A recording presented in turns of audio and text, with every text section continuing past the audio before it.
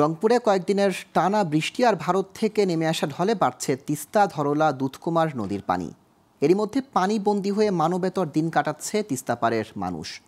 এছাড়া পীরগাছা, কাউনিয়া ও গঙ্গাচড়ার নিম্নাঞ্চল প্লাবিত হওয়ায় ভোগান্তিতে পড়েছে চরাঞ্চলের মানুষ।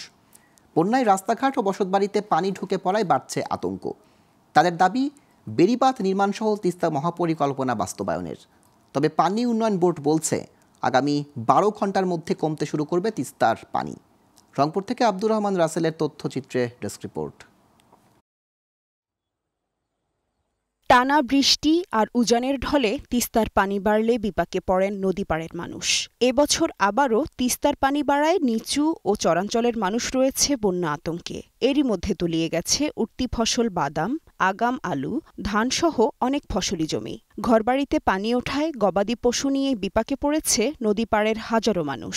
তবে কিছু স্থানে পানি কমতে শুরু করলেও ভাঙনের মুখে রয়েছে বসতভিটা।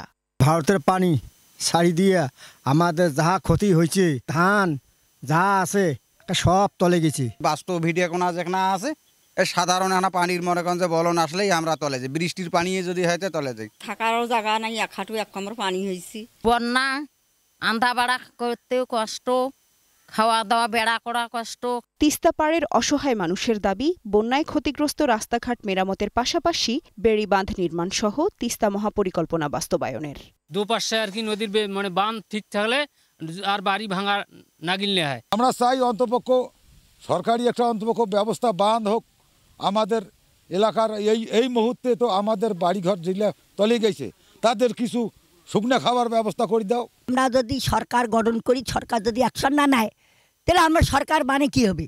প্রতি বছর বন্যা হলেও পানি উন্নয়ন বোর্ড কোনো পদক্ষেপ নিচ্ছে না বলে অভিযোগ ইউনিয়ন পরিষদের এই চেয়ারম্যানের। বন্যা মানে ক্ষয়ক্ষতি, বন্যা মানে আমাদের দুর্যোগ, বন্যা মানেই আমাদের এক কথায় যদি বলি এই এলাকার মানুষের এক মরার ওপর খাড়ার ঘা। পানি উন্নয়ন বোর্ড আমাদেরকে দিকে তাকায় না। তবে রংপুর পানি উন্নয়ন বোর্ড বলছে তিস্তা নদীর পানি এখনও বিপদসীমার 5 সেন্টিমিটার নিচে রয়েছে। আর তিস্তা ব্যারেজ পয়েন্টের 44টি জলকপাট খুলে দেয়া হয়েছে। ভারতীয় অংশে বৃষ্টিপাত এবং আমাদের বাংলাদেশ অংশে যে তিস্তা বেসিনের বৃষ্টিপাতের এই 3 ধরনের বৃষ্টিপাতের কারণে তিস্তা নদীর পানি বৃদ্ধি পেয়েছে এবং আজকে পর্যন্ত এখনো বিপদসীমার নিচ দিয়ে প্রবাহিত হচ্ছে। কোথাও কোনো ভাঙন সৃষ্টি হলে আমাদের যে অবস্থা আছে সেটা দ্বারা আমরা তাৎক্ষণিক ব্যবস্থা গ্রহণ করব।